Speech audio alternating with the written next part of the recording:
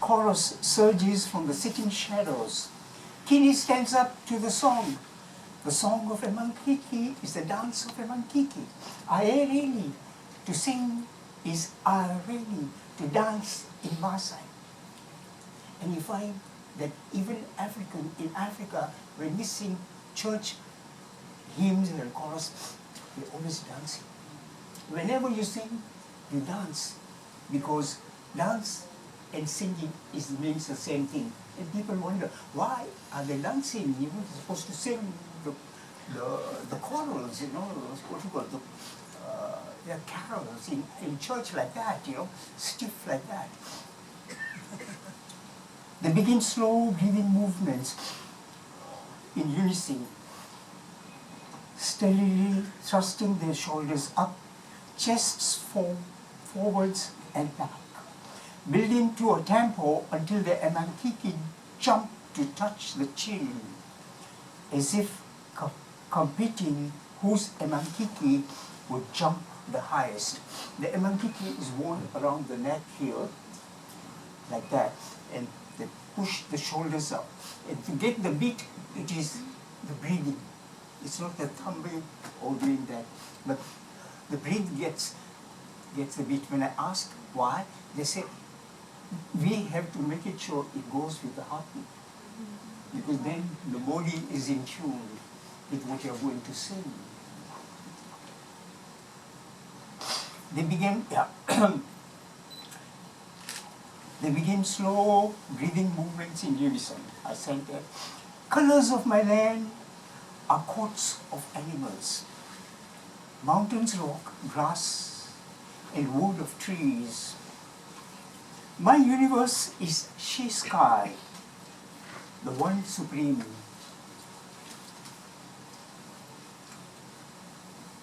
My Maasai god has a she as a prefix and not a he. 3 more women stand up, one at a time, to join seamlessly into the rhythmic breathing, bending, and straightening of knees to dance. The unison rasp on toss and fall of several emankikis on the chest, merging into expirations, becoming audible only in between husky music from the throat. To bring kind of united singing, unison in singing, it is the breath.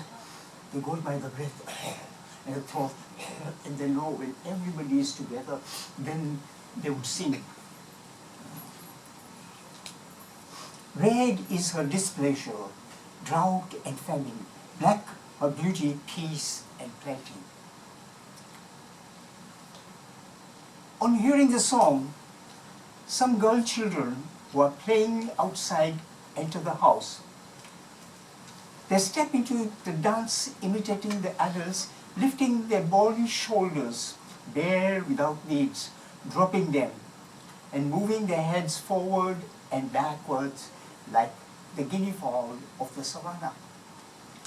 Little women wanting to be like their mothers. Tell me the story of origin of colors again. First the man and his wives in houses too, red and black. That's how the story of Maasai begins, in the colors. I feel the mankiki on my shoulders with my fingers. It embraces me as if it were a child with arms around me, touching my breast to show its want.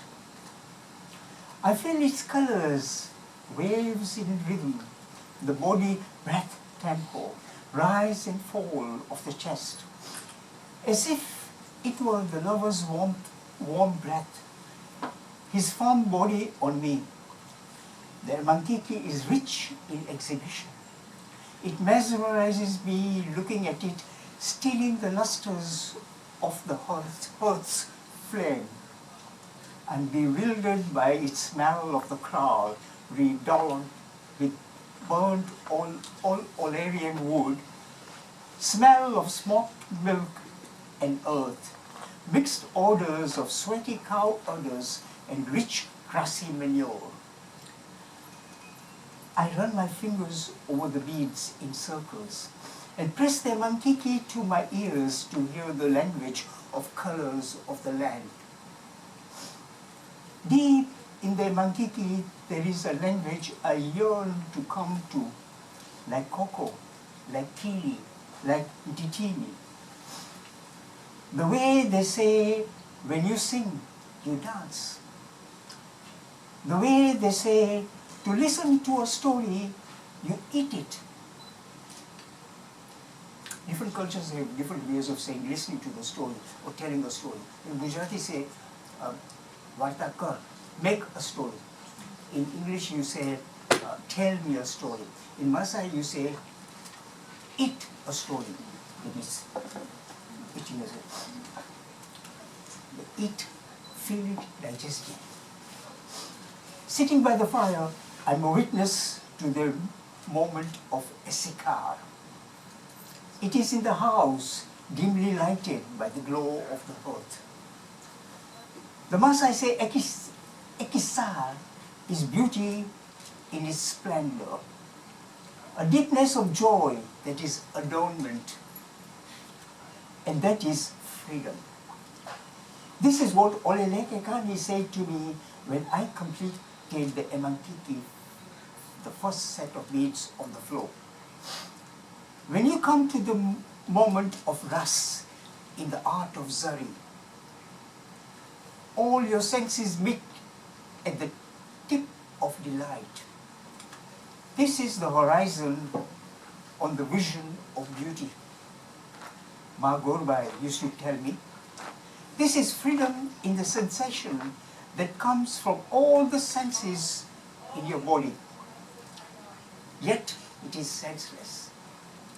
It's numbness of all the pleasures, yet a great pleasure in itself that has no description.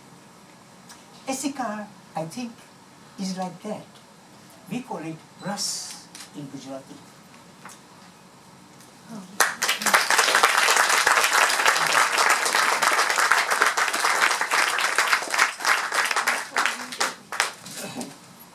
Reading that, what was our feeling reading that poetry?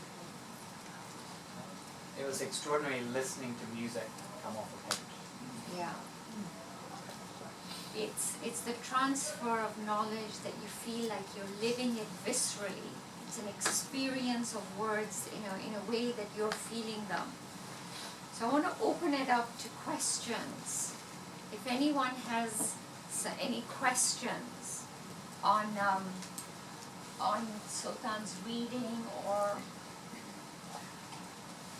yes. I'm sorry, can you tell us a little bit about the story? What's the general story? Yeah, without spoiling it, of course. The general story of Sakina. Sakina is a girl from the shanty town of Nairobi. Nairobi had Indian shanty towns. This is now in like 1920s, and with one bazaar. And so she was a daughter of a bead merchant, so she was already introduced to displaying and working with beads. My community, the Koja Ismailis, were trading in beads. One whole bazaar in Nairobi was called Koja Bazaar or Moti Bazaar, meaning the bead bazaar. And so basically, I have been tracing stories of the Bead Bais, the women who worked with beads, Koja Ismaili women. So that's her story, and she gets married to another bead merchant. They used to arrange marriages. And now she's in Maasai land, on the savannah. And she relates to her experiences. She being an artist, she's an artist and a singer. And now she relates her story growing up among the Maasai. But within that are also what it is to live in patriarchy, in a very tight community that doesn't step out of itself. It's in another religions and all. So she becomes not ordinary, but she becomes extraordinary, a different woman. And that happens because she's an artist. Artists are able to transgrade, there's transcendence among the artists, and they communicate and they work with each other, those who are artists, through the art. And it's not what is your told, your identity is told to you by a religion, by a culture, by a community, but through the art. And art is visual language. And with visual is oral. So it is pure, it's not prejudiced. Because a lot of language, the language we carry with words and all, are intoned with traditions or prejudice, but not art. So that's a story.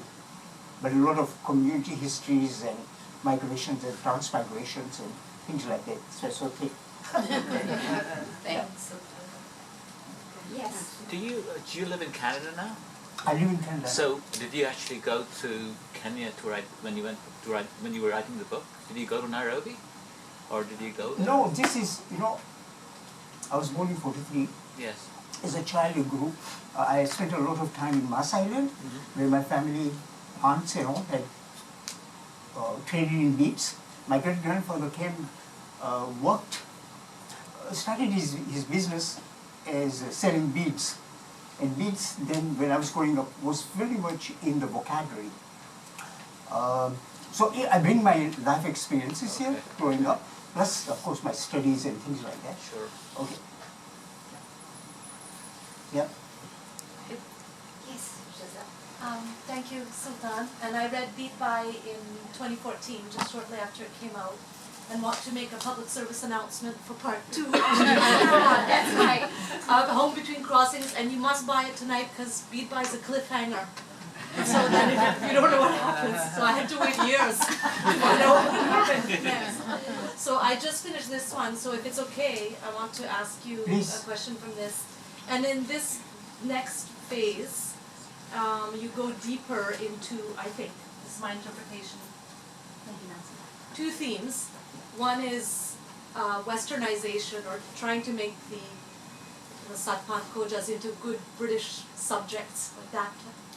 That's familiar, I think, to many people. And the other is the Islamicization, right? So in a sense, transitioning from praying in Gujarati to praying in Arabic and all of that. But my favorite part, I think it's page 277, is when Sultan Muhammad Shah tells the ladies to wear short dresses. And I brought my mother-in-law's frock, because people may not know. The ladies they weren't wearing saris, they were wearing these long frocks. Don't ask me when they started wearing these, he didn't explain it. Maybe when they got to Africa. And then he tells them to start showing their legs and wearing the short ones. Yeah. So I thought, and then they get the certificate, and maybe you could do a reading from that. Shall I show the short frock?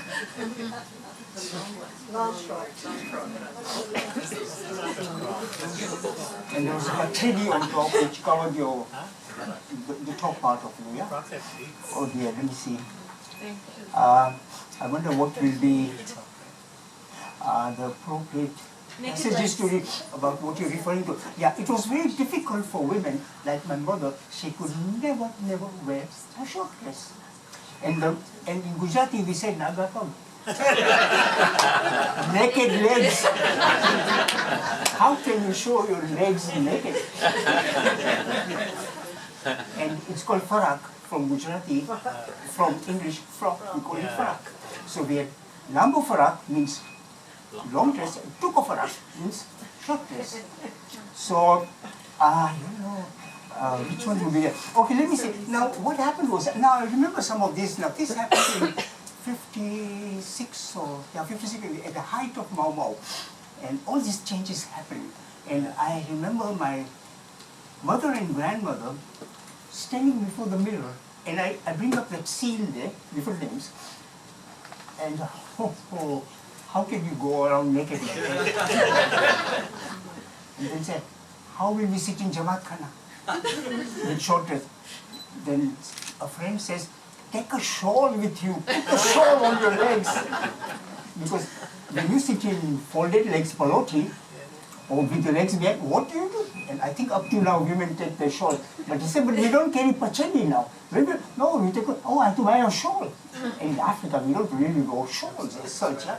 So they started wearing shawls and taking shawls to Jamaat Khana. So you have short dresses and shawls going to Jamaat. The shawl was not to, against the cold, but to cover your legs. So, and then my grandmother would never, and she told my mother, never wear this. But Imam says you wear it. And that's where women, were able to get some kind of freedom from their mothers-in-law, and no way. So there was culture versus faith. And I try to bring out the tension between culture and faith here in this book. And many transitions and what tensions are created in the family because of transitions. Because nobody thinks alike in a family. So my grandmother said, all right, I'll wear tukofarak. What? To get a certificate. Because women would not wear it.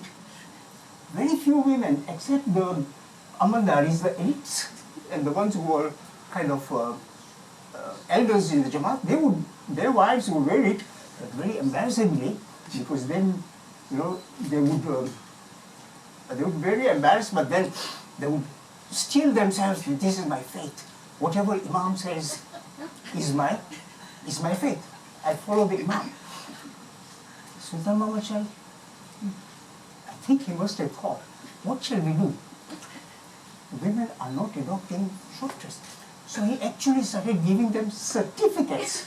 If you wear a short dress, so he gave a certificate with his photograph and the begum standing behind him in short dress, nice bluish gray short dress, and he wrote in his own writing, and he called it the colonial dress.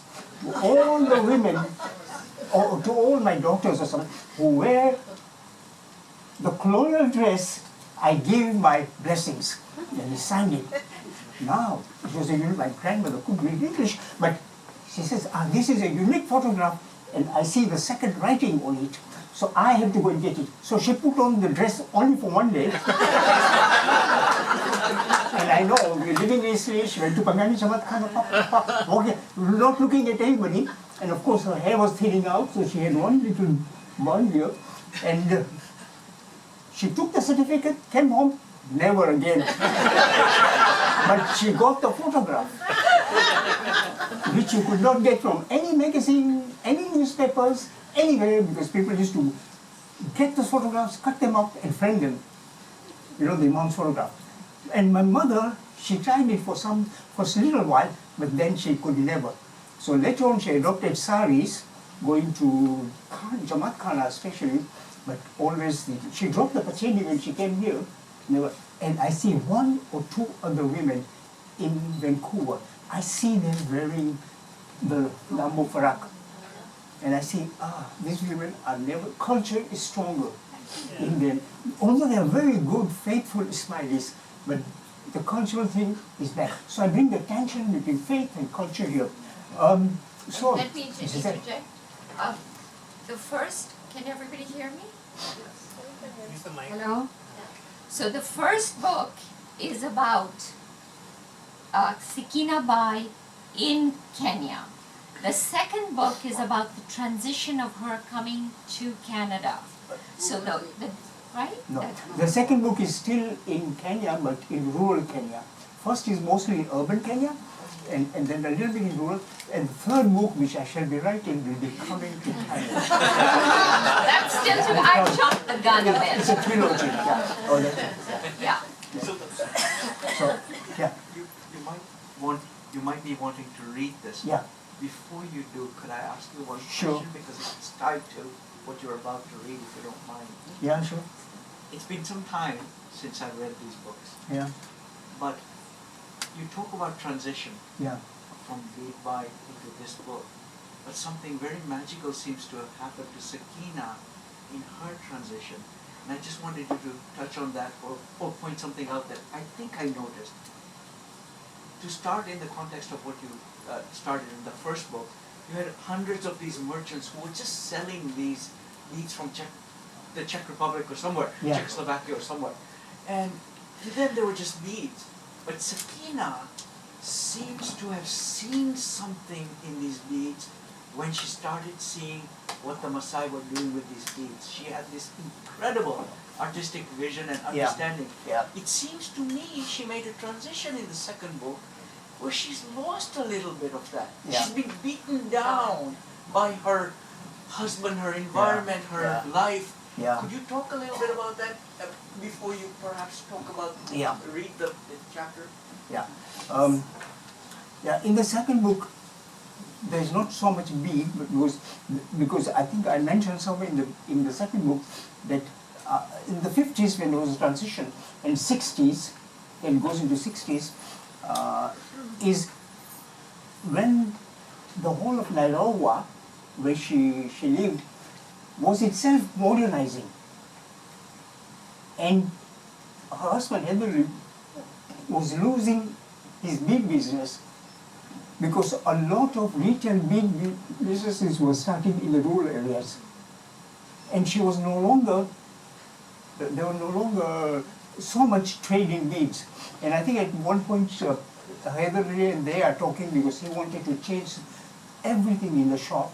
And he started bringing more the farm implements because now from being pastoralists, nomads, the community around was changing into being agriculturists, and because of the inflow of the agricultural tribes from Central Asia into the rural areas, taking over the pastoralist land, right?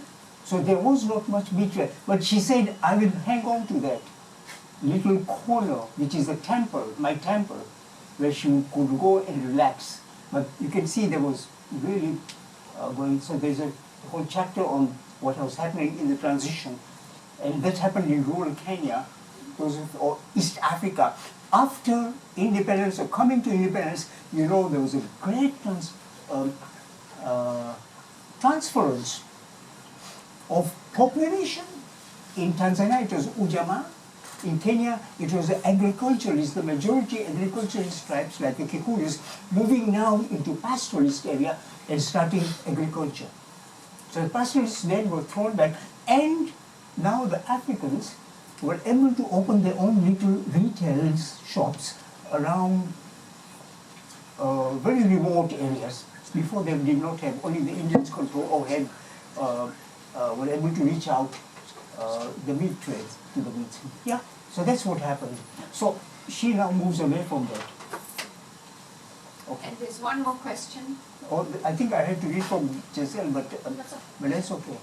Yeah, yes? To follow up on the person who just spoke, I've read both books. And I think that the first book is very much About youth and about the magic of youth, about art, about discovery, personal discovery, and in her case, her discovery of herself as an artist and her artistic consciousness, and an introduction when she marries Hyder Ali into a whole new world of spirituality through the eyes of Ola Lekekani. And I think page 143 of Bead Bai, it's called Wasikia, Do You Hear? That is a most profound passage, and I would hope that you could read that for people. It is also repeated in the second book. There's a reference to it in the second book as well. And I think the second book, Sakina, or Moti Bai as she's known then, Bead Bai, it's about adulthood. It's about the grind of parenthood and family and a search for identity in this changing world. She is immersed in confusion in the second book. Who is she? Where is her Africanness? Where is her Indianness? Where is her Kojatness? And what's happening to it all? It's all disintegrating around her, and she has to still survive through that. And I just want to say that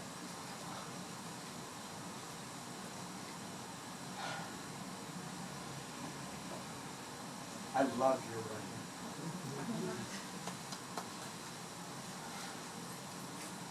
You have such a gentle voice with your writing.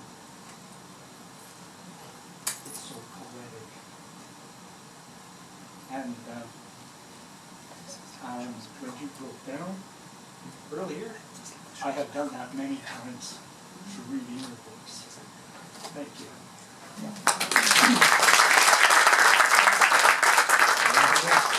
He's Christian Stanford. He's a lecturer in English, and he also reviews in Vancouver Art. He reviews books. So he's, of course, read a lot. I'll just to follow up, I'll just like to read Vasikia for the sake of Ezra, with your permission. What you said. Please, you know what? Because to follow it up, because I want to say, you know, like many of us coming from East Africa, we Just speak. one moment. Let's get one question in here. Let me. Okay, I'll follow up and then say. Yeah, this is connected with the short dress. Oh, There was not only a pushback from the older Ismaili women against that dress, but the general Indian community in Kenya also pushed back. Because for them, for Ismaili women to start wearing short dresses was scandalous. So the editor of the most prolific Gujarati newspaper in Kenya, it was called African Somejee. The editor was called Mr. Butt. So he wrote an editorial on that with the headline, Koja community no Nago Poshak. Which means the Ismaili community adopting naked dress. So that really irritated some of the Ismaili women, and we have a group of women who go to clean the Jamaat Khanas. It's called the Fagya Committee. So they came up in the morning and they started saying how to discipline this guy, Mr. Butt, for writing such a notorious, editorial. So they cooked up a scheme because going after an editor of a newspaper in a British colony was the freedom of expression, freedom of speech, so they couldn't do anything to him. So they collected themselves, got a number of Ismaili men to go and see Mr. Butt. They couldn't do anything, but they cooked up a story that he had molested. So that gave a chance to the youth to thrash Mr. Mr. Butt. And that was one way of getting around, to tell the other Indian communities there that if we wear our dress the way we like it, that is our expression. So there was a pushback from, not just from the Ismailis, but also from the Thank you. but Zoom, there actually the story is, and I confirmed this with 3 other elderly ladies. One was Sultan Somejee before she passed away at 94. When was the reading at your place? Maybe at 93 or 94. And she told me, yes, it happened. The women, that time they were wearing only champals, slippers, of course, with short dresses. They were not quite used to boots or shoes. And so they walked out of the Jamaat Khana. Fagya committee, when they come to clean the Jamaat Khana in the morning at 10 o'clock, and they have their dokra and chai and all that. Then they walked out. They went to the office of the editor, who was called Mr. Bhatt, and he was a Brahmin. They beat him up with their champal. Indian women, even Indian women at that time, and probably in India also, they want you to beat something, they take this out. That's the most handy because they don't have a stick or they don't carry a handbag or anything, I see that when I used to laugh when I see European women hitting with a handbag. I mean, Indian women don't carry handbag. They move the champal and pop. and then just a minute. So now. So he actually had to run out in the street. And all the people, wow, there's a big story in Nairobi at that time. So We would like to still continue with homecoming, but if there's if you rather read what the gentleman suggested, which Yeah. is a very sensitive piece from Yeah, Bead Bai, yeah. we I can can do that. Thank you very much. Okay, I just want to say, yes, Those jumpers yeah. were called stapak. Stapak, they used to be like this, Yeah. open. Yeah. Yeah. She's laughing also because so these are all jokes and funny things that you laugh at I know. of transition, you know, we look at the transitions now in a funny way, but that time it was very serious. Okay, I just want to read this poem which Christian mentioned, because one thing is when you speak more than one language, and for us from East Africa, speaking 3 languages to 4 to 5 was very natural. Yeah. It depends. If I'm looking at him, I speak in Gujarati. I'm looking at his wife, I speak in Kutchi. If I'm looking at another person, I speak in Swahili. If I'm looking at my teacher, I speak in English. But it was very, very natural, kind of seamless. And so when I wanted to write about this, I thought in Swahili and I looked at Swahili words to listen, because I'm writing a lot of things on listening. Sikia comes from Sikio, which means the ear. Sikio. Wasikia, do you hear? How do I tell my story? To listen to my story, you must feel the words in your body. Like how you listen to the smell in Swahili. Wasikia harufu. Do you hear the smell? Or listening to how cold enters your body. Wasikia baridi. Do you hear the cold? Or even listening to joy in your heart, you say, Wasikia raha. Do you hear happiness? To feel the pain in Swahili is to listen to the pain. Wasikia uchungu. Do you hear pain? When you listen to my story in your body, and it smells, and you feel the heat and cold, joy and the pain, like how you hear a song, I know then you are listening. When I ask, Wasikia, are you listening? I also mean, are you feeling? That's what Christian was talking about.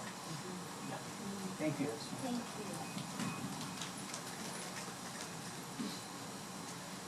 Yasmina?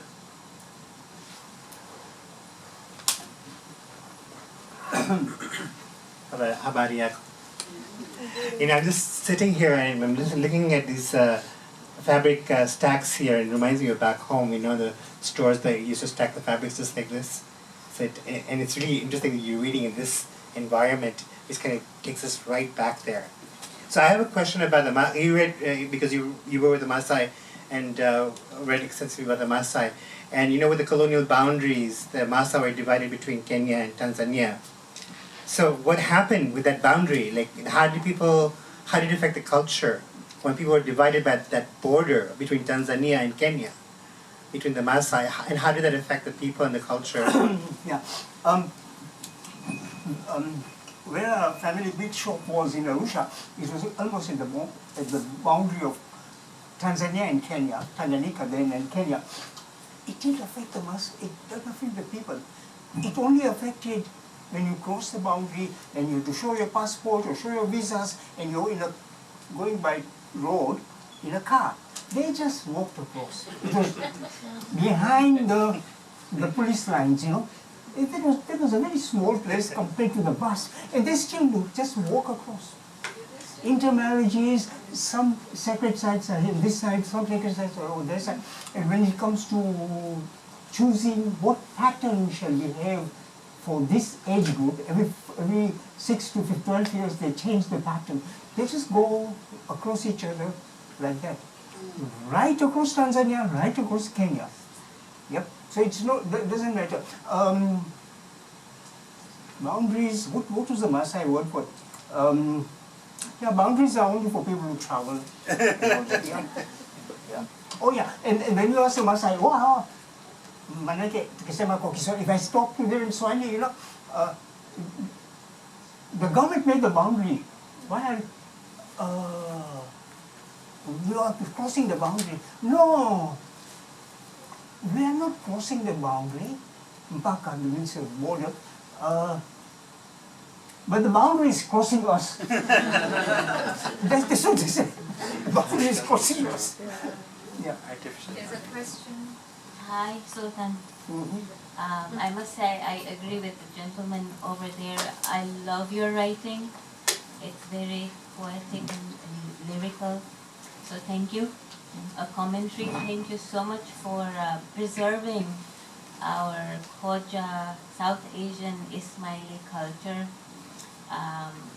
and for making us think about race, identity, and politics. I think for me, having been born in Africa as a Khoja Ismaili and move and being a westernized Ismaili now, I have really struggled with politics of identity and culture. So thank you for preserving our history and memories in your books. I want to draw attention to book number 2, where you talk about the Mau Mau. And some of the passages in your book are so painful. And if you can, I'd like you to read page 163 to 164, which was very moving, and talk about violence, the necessity of violence as a tool in resistance and survival. You know, when you, on these particular pages, you talk about a very sad event that takes place. And how does one reconcile, you know, between violence as a necessity to rebellion? And we see that in all revolutions, right? We see that in the Russian Revolution and the Chinese Revolution. And how do we emerge as moral citizens with loyalty to our nation and country? I don't know if I have the answer to it. You want me to read from that? Yes. A whole chapter? Yeah. Page 163. 163 to 64. Okay, let me read first and then I'll come to your answer. After 2 peaceful nights at Shamsu's house, we were attacked, says Heather, looking at me in silence. Silence all around. He waited a day to continue last evening's talk at the table. 50s Mau Mau period in Kenya was very intense. There was emergency after 6 you couldn't get down. Couldn't go to Jamatkana. There was so much propaganda on the radio. There were people living in fear. Any little noise or crack at the window or the door and we all freeze. The Mau Mau are here. My heart throbs. I see he wants to speak and wants us, especially me, to listen. Heather had been to Nairobi and seen Mau Mau. They were attacked. I pull out a chair. Zarina joins me, sharing the seat, both sitting, touching shoulders. Remu Bai puts his chin into the cup of his hand, his elbow pressed down to the table, head bowed forward, shoulders humped.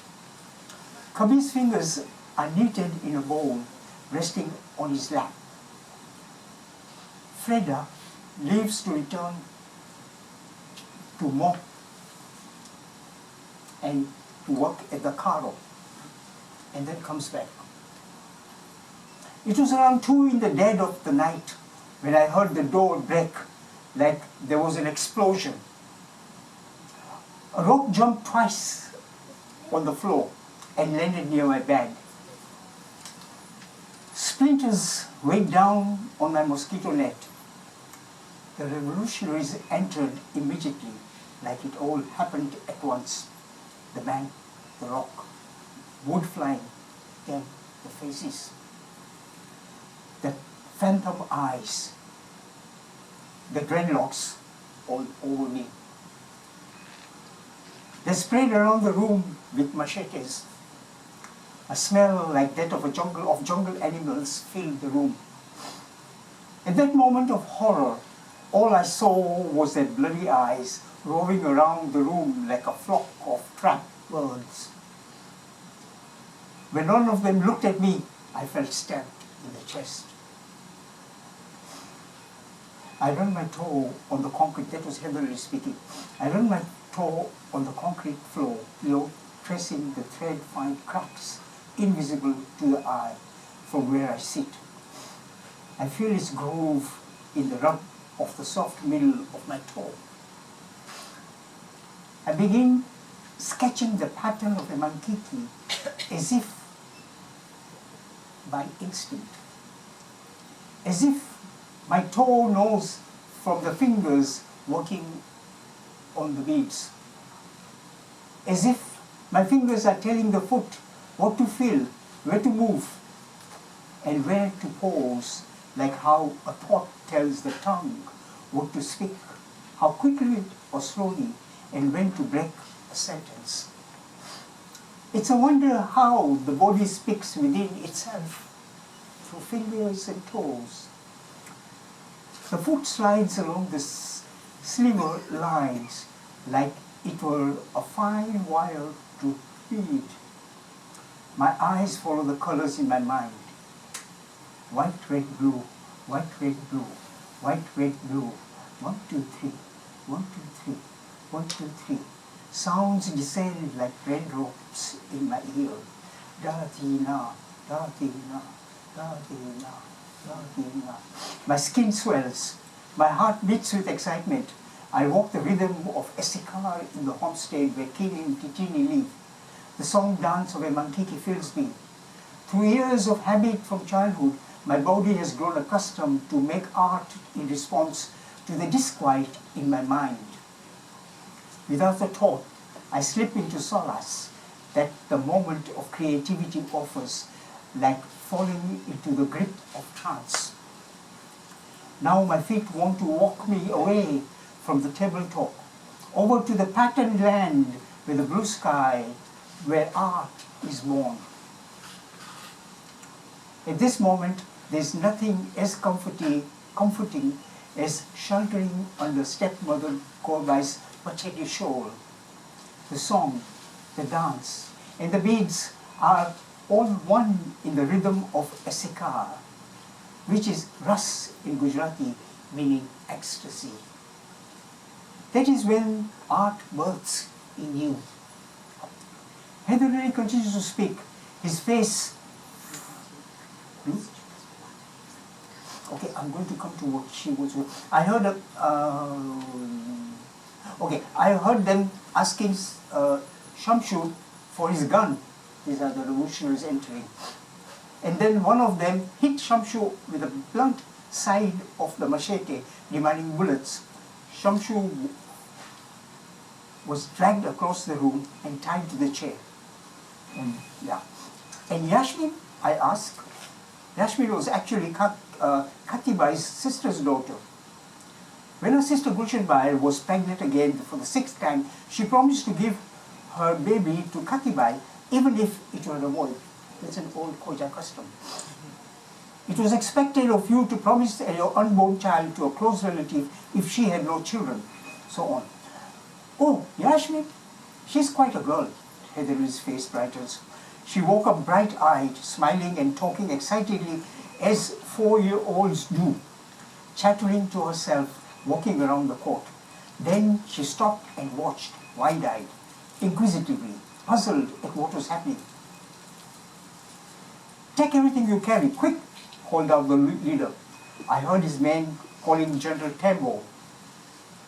Immediately the revolutionists began ransacking, searching, emptying drawers, making bundles with bed sheets, shawls, saris, pachedi shawls, and they ripped off curtains and carried out making potlas. From the cupboard, the freedom fighter started emptying Yashmin's clothes. Her dingly doll cried musically, which fascinated one of them. He stood there momentarily, turning the pink English dingly doll over and listening to the melodic note from the perforated back. My dingly doll, Yashmin cried out in Swahili. I want my dingly doll. She began crying and looking around for her mother. The mother was tied up. General Tembo turned around and looked at Yashmin. his bloodshot eyes still on the child. I froze. He was over 6 feet tall. He stood there like a giant by the cot. He had his palms on his hips, arms akimbo. His red eyes softened like a father's eyes, hooked to the child, appealing a favor. Don't take the little girl's Karendi doll and anything else that belongs to the child, he instructed his men. We listened in astonishment as Heather Ali narrates the story of Yashmin. Now, that's a true story that happened to our house. We were attacked by Mama, and my little sister, 3 years younger than I am, she was the one going around the court. And she's the one, she woke up because her doll was touched, and it makes that sound. You remember that hard plastic dolls with blonde hair? And you turn it around and makes like a cat. And that fascinated one of the revolutionaries. He started going this way and that way. So my little sister gets up and says, don't touch my no, give me back my doll. Of course, the doll was very precious to her. And this leader was 6 feet tall with bloodshot eyes. It still comes to my mind. And I still remember, and my wife tells me I had nightmares when I was writing this, because of course the trauma comes back. And then all this hair and all that. Can you imagine the compassion in this revolutionary? And then he says, don't take anything that belongs to this little girl. And that little girl is my sister sitting over there.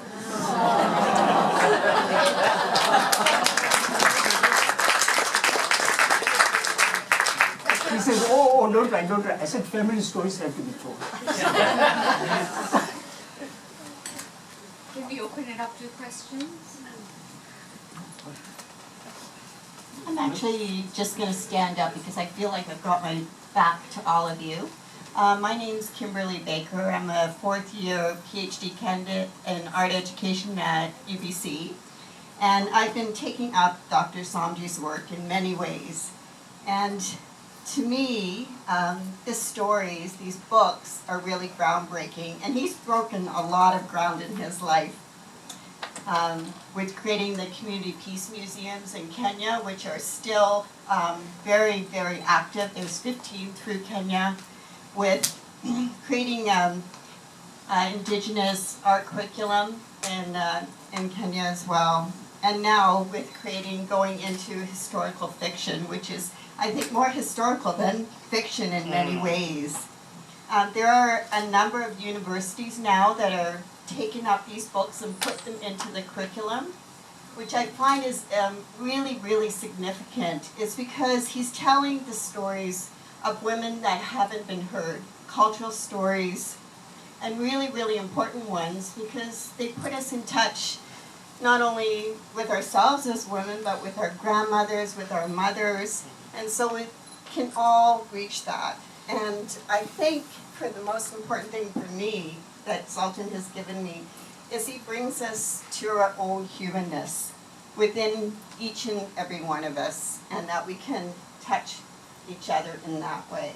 So I don't know if I have so much a question. Actually, every week I meet with Sultan and I have so many questions. But I must say that I think what I really want to say is thank you. You're one of the most significant people in my life, and I'm very, very grateful for your knowledge and you sharing your life story with me.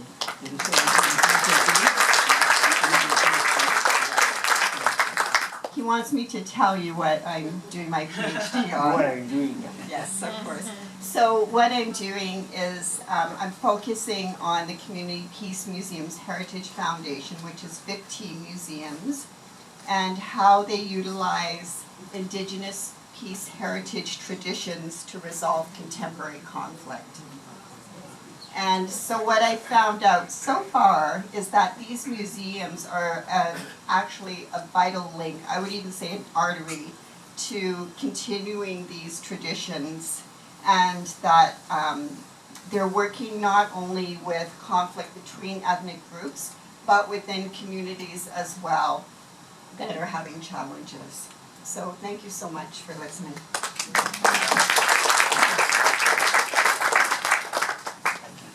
Any more questions?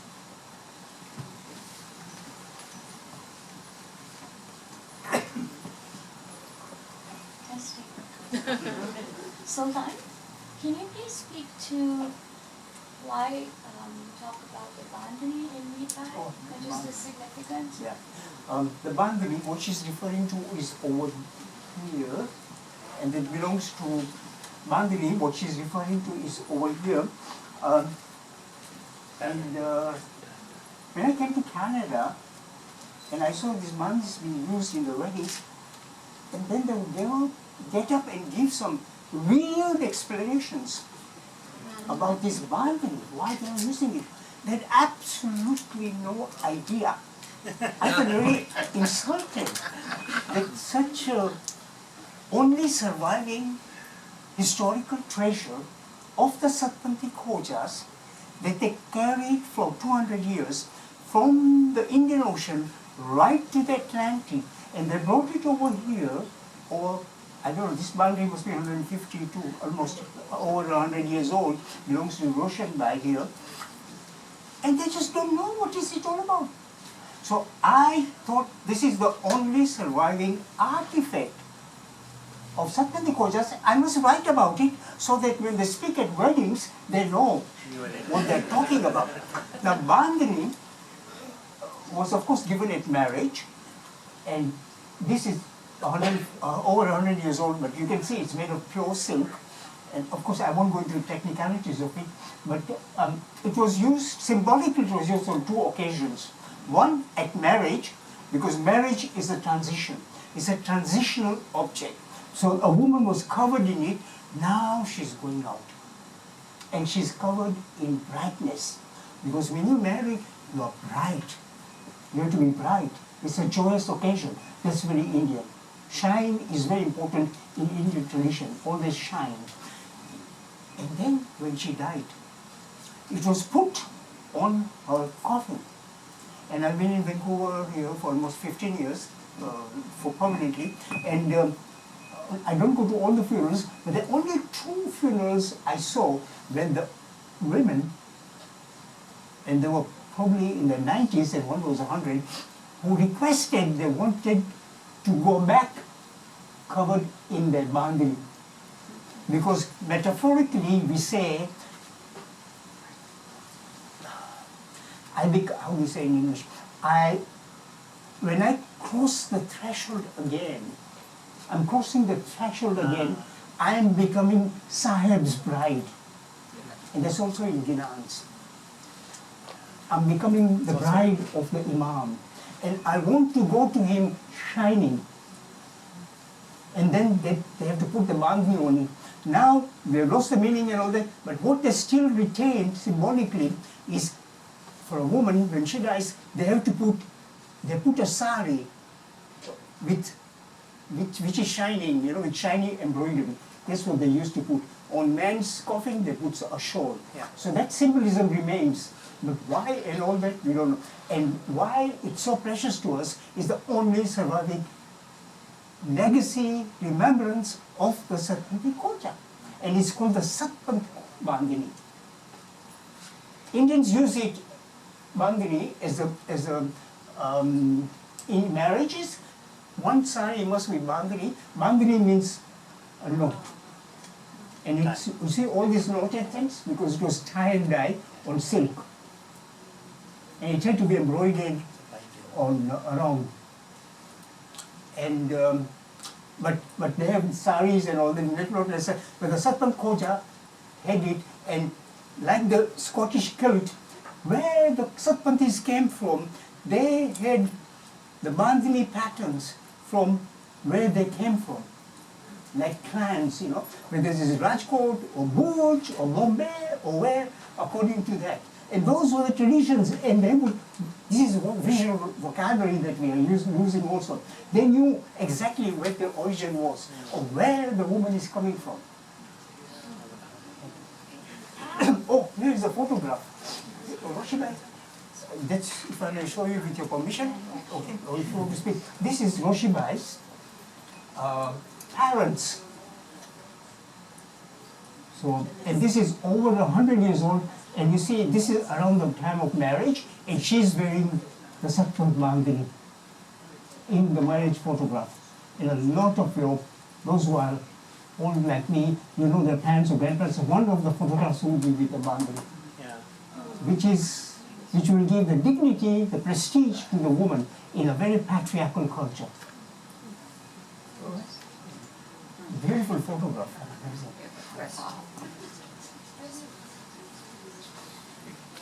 And that's why I use it in this as an object. Sultan, you have a question here? So I have two follow-up questions about the bandhani. One is that, now these bandhanis for many of us are family heirlooms that get passed down from great-grandmother to grandmother and passed around the daughters for each of their weddings and this sort of thing. In your understanding of the history of the bandhani, were they family heirlooms or more that they would be distinctive, to the region, or how did they become family heirlooms, or were they always things that were passed down, old things? Now they're very old things. Yeah. You see, gold and bandhani were very important. And Nakjisiri means the diamond nose ring. Without the diamond nose ring and the bandhani, there would be no marriage. For a marriage, you have to put down the bandhani and the diamond ring. Diamond ring would vary from 5 diamonds to 7 diamonds. And so they were not only family, but it was also the woman's dignity, and that's why to have bare nose was shame. I talk about it. So also regional, because it depends where the family came from. But also it was ownership, because this would be given by, woman would not bring it from her father's side, but it would now be from her husband's family. And often the mother-in-law or the father-in-law will put it over her. And she talks in terms, Sakina talks in terms of now, I'm shrouded in this. She's now owned by somebody else because she's now taken away, like shroud on her corpse, coffin. She's now taken away, and that was literally how it is. You're taken away, and then to give prestige to the family, she also has a nose ring. Yeah? Okay. Yeah. And the second question about the bandhani, one of the stories that I've heard about the bandhani is that they were given as gifts from the imam along with a kilat for the wife of the amaldari when he was appointed. Was that No, part of I that's don't just a know. The imam is more on the Middle East, Western. This is an Indian tradition. Yeah. It exists in almost every Indian culture or community. The bandhani exists. Yeah? So have you heard that story? Do you know where that No, story I don't comes know. I from? have not heard that. Okay. But in Satpanti Ginans, there are verses on the bandhani. Evi bandhani mara sahib ji ne something. Yeah. Sorry. Yeah. Yeah. No, it's yeah. I just want to make a contemporary footnote to the bandhani. Yeah. You sent me an email a couple of days ago about the description of Smiley's preparing for Can't hear. Diamond Jubilee first. And one of the notes it says the council or whoever People can't donated. hear in the back. Just To speak speak up. right into the mic. Those who were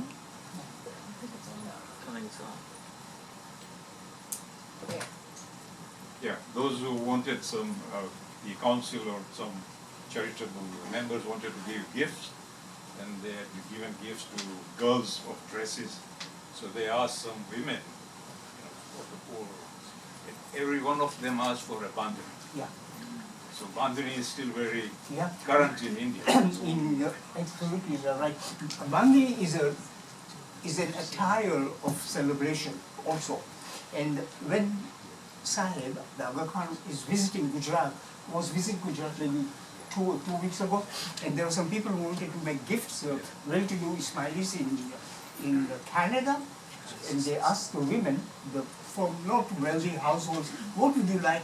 He says, we want to wear bandhani when we go to see our Hazrat Imam or our Sahib, or when they go to Sahib, because here it's like going for a marriage, because he's the one with whom we are going to get united, and we want to go celebrating. So they all ask for a bandhani. not this bandhani, but actually bandhani print sari. And that was amazing, and that's why I sent it to you. Look, so many women, I think over 50, ask for a bandhani. It's the only gift they would want from us here when you're once in Canada. So we have a question here, Sultan. Okay. Hi. Hi. So I'm reading Bead Bai, and what I really appreciate is that I am born from I'm from Musoma, and I came to Canada very young, and I don't have any memories, and so this book has helped me to get in touch with that. When my grandmother was alive, and I heard some stories, it was at a point where I was really not interested in those stories, but she still shared them with me, thankfully. I got little bits and pieces from that, and then my father's gone as well, so this book is really great in terms of going back to find out my history and the culture, and you weaving in so many different things. I've always wondered, like, I'm a very independent woman, how did people live 100 years ago, and how did women live with being suppressed so much? Did they have feelings? Did they not, did this not affect them? And I asked my mom, and my mom said, well, maybe it's the years that have passed, they just don't connect with how it was. Well, the answer I got was that's how it was. And so maybe they've forgotten those emotions. And so hearing Sakina Bai, it was really amazing to see how she felt, in those moments of when she's leaving her family, and, the hurt she had, the betrayal. History without those emotions is just, it's not the full picture. But my question, so I wanted to thank you for that, but my question is I wonder how, I'm curious of how did Ismailis come to East Africa, in the sense, I know that, the Imam at the time encouraged Ismailis to come because there was nothing there. There was opportunity in East Africa. But also, then there were the indentured workers, right? So were Ismailis, did they actually sign up with the British to come to East Africa, or what was the mix of that? Why did they come to East Africa?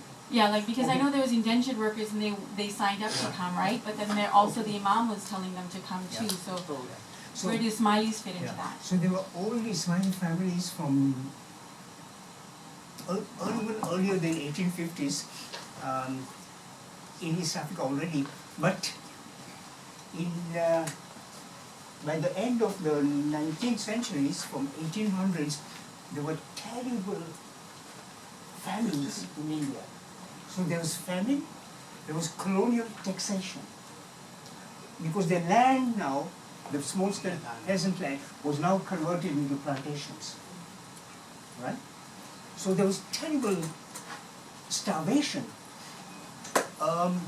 In the book called Victorian Holocaust, just in Gujarat, the number of people who died in what is called Chappanve Dukar, that is the famine of 56 in the Vedic calendar, which comes to from 1896 to 1910, Chappanve Dukar.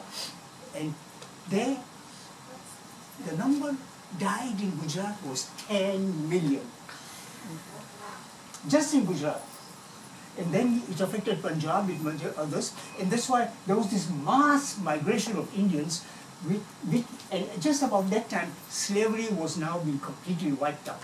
So what became now the world history of labor was the second-class slaves. This was the indentured laborers. They started coming. But Khoja, this particular, were peasant farmers, and we didn't come as indentured laborers, but we followed and we came. And for a long time, all these poor Ismailis who came lived under starving conditions in the ghetto, in the shanty towns of Nairobi, which was so dirty and so filthy. And plague used to break out every now and then. Twice, my mother tells me, Nairobi bazaars and her house and everything were burnt completely down twice because of plague. So because of poverty and all that comes out. Yeah? which we never learned about. And once I was giving a talk to some elderly women in downtown Jamatkana, and there was only one lady, her name is, she says my name is Bead Bai, but they call me Mama Mafia. So, so I had to be very careful about it because she was also holding what do you call, a stick in her hand. She's originally from Dar es Salaam and she told her story. And she's the only one who sang the song of Chapilo Yuka. And I've been reading about the whole literature and the whole songs and narratives about Chapilo, but never heard somebody sing to me. She's the only one who sang to me that. And I was so happy. Here I'm hearing from an Ismaili, because these stories were then never told, and never this thing. But I used to hear Chapilo Yuka from my grandparents a lot. A lot of stories, earlier stories are from my grandparents, which talk about. Yeah. Who asked the question? I hope I answered it. Yes, just back. Yeah. Okay. So that's why we came. Okay. All right. Ismailis included, like so the Sorry, I can't hear. right?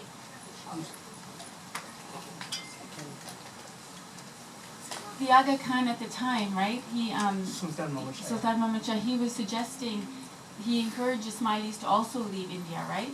So I guess I was curious to know is that some Ismailis did come as part of indentured workers? Oh yes, they did. It's, Okay. yeah, it's like wearing the tukofara. Ismailis didn't want to quite migrate because nobody wants to lose the land where your ancestors are buried and where your history is. But Sultan Somejee really encouraged, that's the Imam, that is before the present Aga Khan, he really encouraged the Ismailis to leave Gujarat, Sindh, Kathiawar, and come to East Africa. But it was not only the Ismailis, it was the whole villages were lifted out. So in Gujarat, in Kenya, when I was growing up, 70 plus years ago, there was a porter who was an Indian, who used to carry his pots and came. All the smiths were Indian, blacksmiths and tinsmiths. Carpenters were all Indians. Everything, including the caste called churas, and now we have the chura, who are the cleaners, were also Indians who were cleaning up the streets and everywhere else. The whole villages were lifted out and they came here. They came to Africa. And that happened during colonial times. We were colonial, and of course, British wanted to develop Africa. So they lifted up the whole social structure and replanted it in Africa so that they would not live and they would build up and then grow commerce, the commerce would grow. But we are not the only ones, everybody did that, yeah. So I just want to add to that because my grandfather used to tell stories of his trip, and he came in his late teens on those steamers from Mumbai to Dar es Salaam, and he was more of a latecomer, and he tried to come to Dar es Salaam on a youth fair, but he couldn't because he was 17 or something and youth fair was 15, so he had to borrow money from someone to pay the adult fare because he wasn't going to go back to the Gaon and it would be embarrassing. So anyhow, he goes to Dar es Salaam and he worked as a laborer. He says, I was getting these rocks to build a bridge to pay back the debt. And then he opened up Dukkar, then he opened a shop. So I think from that story, I think initially, India is not just Ismailis, there were Sunnis and there was Hindus, they were all together. I remember that vividly, and Ismailis are a big part of that, but not just Ismailis. But yeah, I think early on they came and they worked as indigenous laborers, and then they became, because back home we were, in business people, then opened up shops and things like that, and like I said, some became smiths and so on. One of my dad's chachas was a topiwala, right? So he was a hat maker. So they're specialized in that area. But they did start, many of them did start as indigenous laborers because that's the only way to get work. And then eventually they, opened up their own businesses and things like that. Similar to our story of migration here. But there was that whole Gujarati migration that went to Kenya, Uganda, Tanzania, Rwanda, and all these other places. And then we went to the smallest towns, and the stories of how people went to small towns even when there's no roads, right? That they went over mountains and all kinds of stuff in those caravan type things. But there was also a specifically Punjabi migration to Kenya that didn't, Sikh Punjabi migration that happened to Kenya that didn't happen in Tanzania and Uganda. You can see that in pictures and so on. Yeah. So, do you have a question? No. I share my two It did happen in other places. Kenya was a colony, very strict. It was called the white man's country. Tanzania was not. Uganda was a protectorate. So those places were more open to Indians than Kenya. It was very restricted, Kenya. And Indians lived very tight and developed a great English complex. Sorry. Yeah, I'd just like to add my 2 bits worth. You shouldn't just talk about Ismailis. Basically, it was the people from India. That's right. The Indian migration. Okay. Let's not be too focused on Ismailis. Yeah. And I'm my family are from Kenya, and I'm a Ugandan. That's why I'm here in Canada, and thank God for that. But what I want to tell you is that the big migration from India to Kenya, and I speak specifically for Kenya, was to build a railroad from Mombasa to Uganda. And the people who were the most reliable to do the hard work were the Sikhs. And the Sikhs have always been very strong, very resilient, and very, very hardworking. It speaks to their credit even in this country. And the Ismailis traditionally were either from the peasant class or the merchant class. Right. And I mean, my great-grandfather was Sultan Somejee, Visram, Sataria, Topan. These are all traders. And for example, my grandfather, along with my great-grandfather, walked from Mombasa to Nairobi, which was a 300-mile trek. And they moved along with the construction of the railway. And they established small little general stores. They weren't even stores, they were tents. And the tents moved along as the construction of the railway moved along, right up to Uganda. So we should talk about Indian migration, not Ismailis. We're all part of the big picture. Thank you. Yeah, but you see, this is... I mean Ismaili, by the way. Yeah. No, but the questions are Ismaili and we focused on that. Yeah. Your great-grandfather, Sultan Somejee, he came from DU, Portuguese colony. He was going to Mozambique. But the dhow got lost in storm and he came to Mombasa. I mean, so there are such stories also.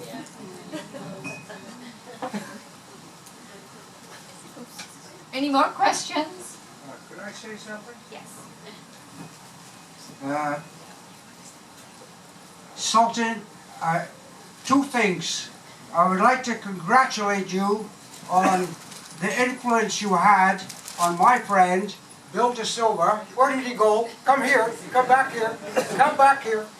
Come back here. Don't go away. I didn't know you knew me. Bill De Silva and Sultan are schoolmates. They went to school together in Kenya. Bill De Silva and I are also schoolmates. We went to school in Aberdeen University. And I would like to congratulate you on the good influence you had on Bill. Because when he came to the Aberdeen Engineering Department, he transformed it. He totally transformed it. Listening to your stories of the people in Africa, rhythmically dancing and having fun, absolutely inspiring. He formed Los Latinos and he rocked the place for 4 years. Friday and Saturday night, we danced ourselves silly because Bill was singing the Beatles. We grew up during the Beatles. It was absolutely amazing. The second question, I do have a question. Thank you very much, Bill. It's nice to see you. I do have a question, and it made me think.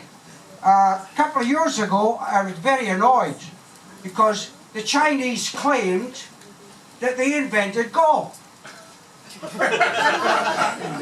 And for Scotsmen at the Royal and Ancient, that's sacrilege. Now, I'm sitting listening to you about the Maasai, and I assume this cloak you're wearing is Maasai. And then I'm thinking, oh, ideas and things come out of Africa. Did you have the kilt before we had it? Maybe we not only owe you Bill De Silva, we owe you the kilt. Thank you very much.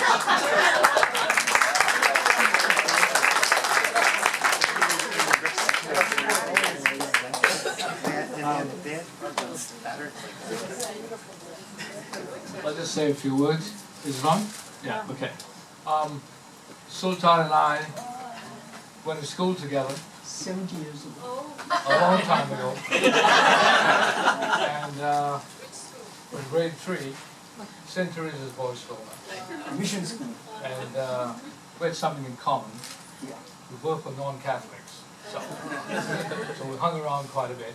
And I used to stay pretty close to his house, so I had to walk past his house, and I had to wave at him, and I used to wave at his sister. And my mom's chapatis.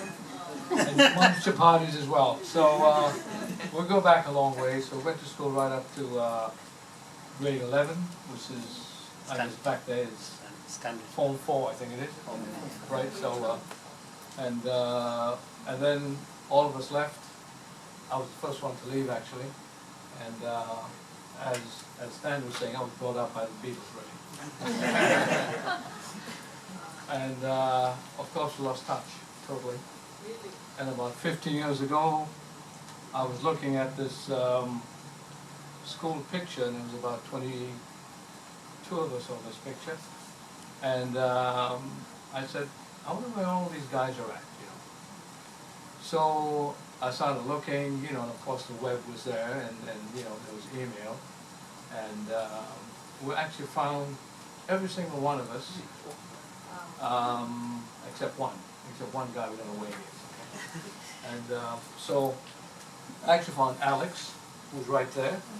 We went to school together as well, grade 3, Alex Figueredo.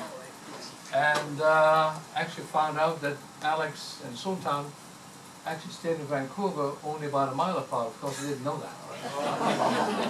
So that's how we all got together. Anyway, so.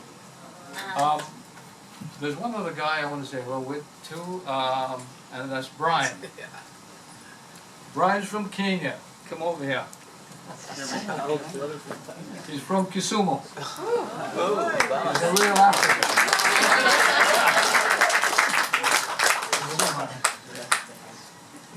So Brian and I are good friends, and I actually met Brian a couple of years ago.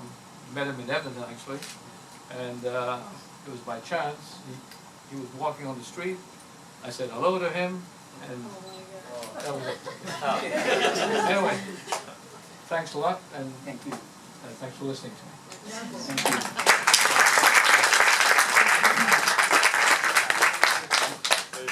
Yasmina, can I say a few words? Yes. It's not a question, sorry. This something about you know, when Sultan Somejee made this farman in Gujarat asking Ismailis to leave, Roshan Thomas, how many of you remember Roshan Thomas? She was killed in Afghanistan, remember, at the Serena Hotel. So Roshan Thomas told me this story, she can verify it. But when the Imam first made this farman to the Jamaat of Gujarat saying, would you just go to Africa because the lands will produce more, there's too much salinity in the ground now, you know. The men heard this, the women heard this, the men came home and forgot didn't want to deal with this problem at all. I mean, they didn't want to leave their land, like you said, and they just carried on life, and the women are thinking, and the women don't have much power in those days, okay? But they're talking amongst themselves in the village and saying, so what's happening? Is your husband mentioning anything about taking any steps? Are we leaving? We were asked to do that, and the women are just saying, no, he's not saying a word.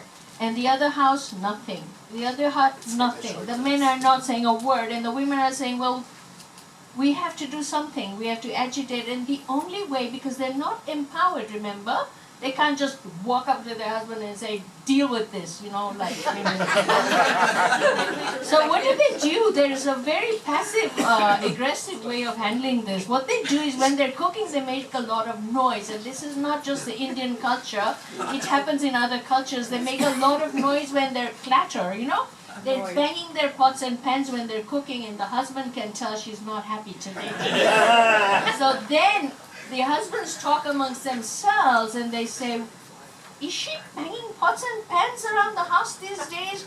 Oh yeah, so all the husbands are now talking and saying, why are the women doing this? So then finally they asked the women, okay, what's going on? And the women said, we have to leave. And this is, that's Russian Thomas Mann. I think you're so right, because the women, like when I was writing my book, then I would tell my wife, Zara, who's there wrapped in kanga, I would ask her to have a look at it, and she'll say, what about the food? What about the children? Who's looking after them? So the one I read about Coco, the grandmother in the Maniata, I put in the baby story there. So I put in the food and the baby all the time to look at the baby. So you're right, because the women would look at sustenance of the family, not the land. How are the children? Who is going to feed the children? And where are the children? And this is one of the things I learned from writing my books, by giving it to her to read and comment. And her questions will always be from the female perspective. And that's why there's so many about the women. If somebody asks me, how, you're a man, how did you write about the women? so you're very right about that. And a lot of men came because of the ornaments of the women, the dowry. They gave their children, not the husband didn't want to go, but they would, as in Bead Bai, they would give the ornament to the son. Go to Africa, here are ornaments. And some were kept on what's called girvi, on, what do you call it, on pawn shop. And when the men made enough money, they would go back and relieve and get the family heirloom important. Yeah, that's right. Back, because family heirloom was important for the next generation. So there was a lot of, and the same thing with businesses. A lot of businesses started with women's dowry. Whether in Africa, going to invest in Congo, or coming back from India, or when there was bankruptcy. It's a woman who would give her things. Yeah. So woman's role is important, that's why I bring it over here. So it's a woman's voice this time. Yeah. Thank you, Sultan. We're coming to that time in the evening.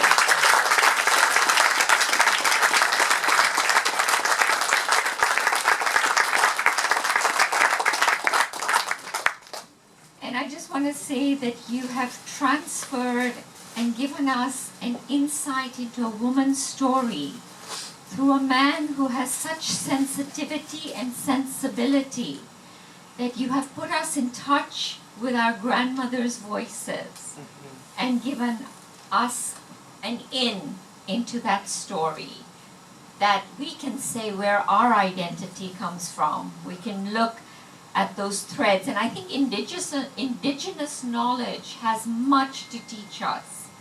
And you went into that world, and your stories are living.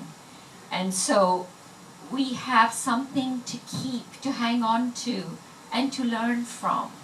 So we applaud you, Sultan, for having writing this.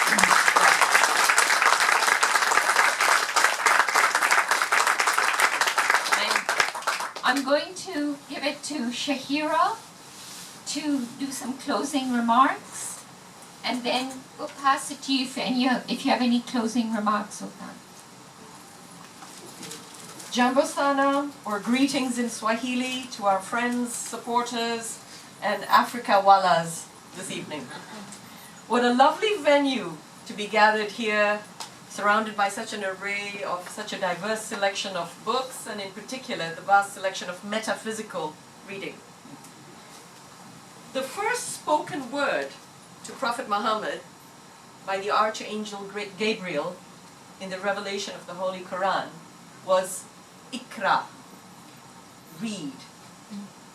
If more of us were to read about each other, we would find the common thread, the golden thread of our common humanity.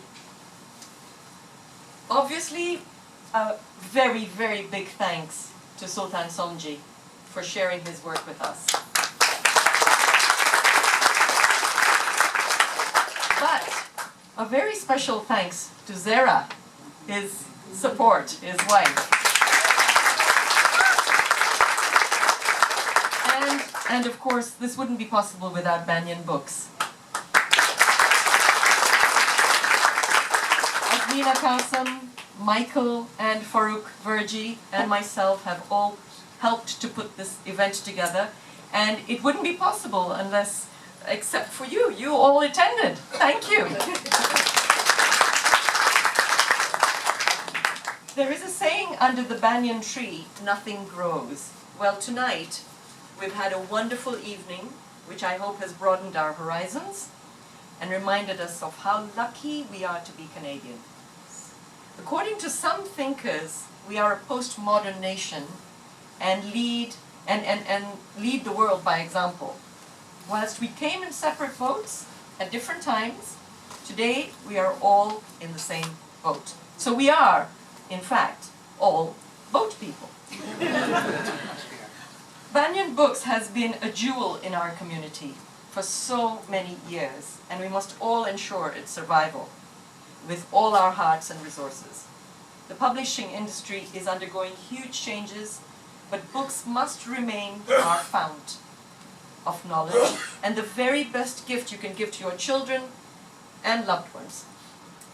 And now, ladies and gentlemen, for the finale of our evening, the book signing and sales. Sultan will be seated here in front of us to sign the books for you, for your gifts, for your families, for your friends, for your children, for your grandchildren. And so please, I'll end by saying, Ikra. Thank you, Asante Sana.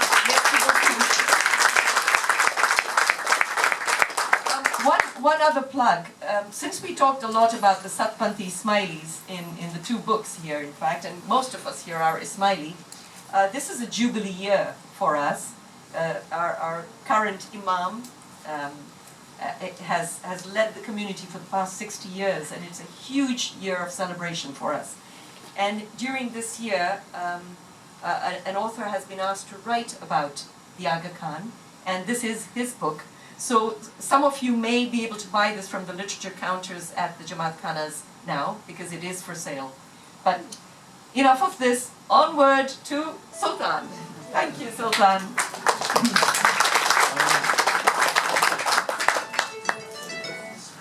Talking about women, I bring up a bit of a Vedic tradition. The woman was very important in the Vedic tradition. Gods had always consorts, or they were goddesses. Or some gods were half men, half women. And then there's always the feminine, what we are talking more about, and what Freud and Jung and all talk about, was the masculine and the feminine in you, the animus and the anima. So I try to bring that thing in us. And Sultan Somejee, the Imam, said that if you educate the girl, if you have two children, a boy and a girl, educate the girl first. Yeah. And this was in 1930s. If you educate the girl, then the family will grow educated. And that's what happened. And that's why today, women who are 90 years old here in Canada are able to read my books and comment about it. Plus 80s and 90s. So it's always been there. So, and I think evoking for men, evoking the feminine in you gives you a different sight altogether. For me it came late, but it's there. And I was able to bring it out, thanks to Zara, who does a lot of such studies on women's spirituality and things like that. So, all right, thank you very much.